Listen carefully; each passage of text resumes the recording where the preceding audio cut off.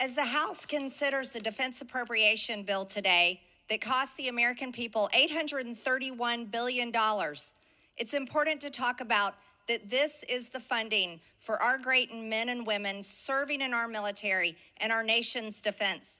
The Department of Defense's mission statement is to deter war and ensure our nation's security, and that is worthy of the American people's hard-earned tax dollars.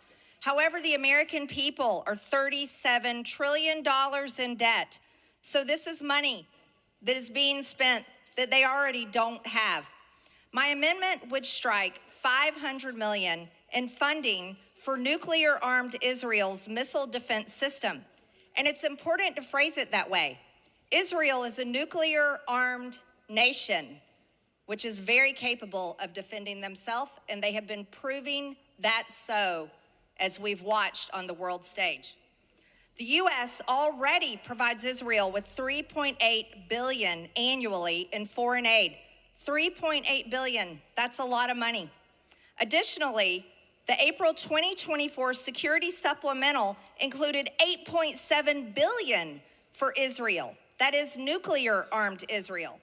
And during the recent 12-day war, the U.S. used 15 to 20% of our terminal high-altitude area defense missiles stockpiles defending nuclear-armed Israel, which cost us over $800 million. The $500 million provided in this bill will fund Israel's, that is nuclear-armed Israel's, missile defense system, the Iron Dome, David Sling, Arrow system.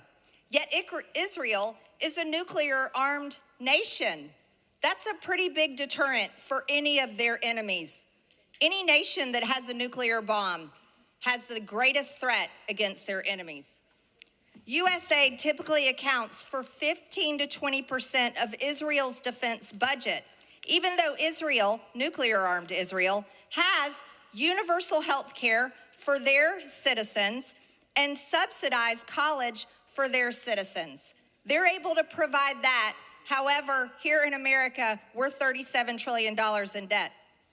My amendment to strike $500 million in foreign aid will ensure an America First Department of Defense, and that is exactly what we need and we haven't had for a very long time. Every single Republican I'm aware of, other than you and maybe Massey, is like in this weird kind of Israel worship mode all the time. A candidate steps forward and they're running for Congress. They get approached by all kinds of groups, all the special issue groups, everything from pro-life groups to pro-gun groups. There's a group called AIPAC. They come and they want to know what's your position on Israel, and they want you to write a paper. AIPAC will take Republicans and Democrats, new members, on a special trip to Israel. Do they pay for it? I don't know. I don't know because they didn't take me. Were you the only one in your class who didn't go? I think I'm the only one in my class that did not get invited. But here's the situation, and it can't be ignored, and I have no problem talking about it. I think any special interest group, if they are representing another country, a foreign country,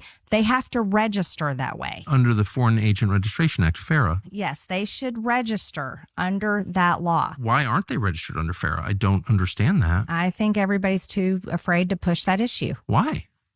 Tucker, I have no idea. Because I think it's because it's such a strong group that will come against you. They will come against you. They will fund a primary against you. I'll probably get a primary funded against me for even saying this on this show. But you know what? I don't care. I think you were getting one anyway. Oh, I'm sure. I'm probably getting one.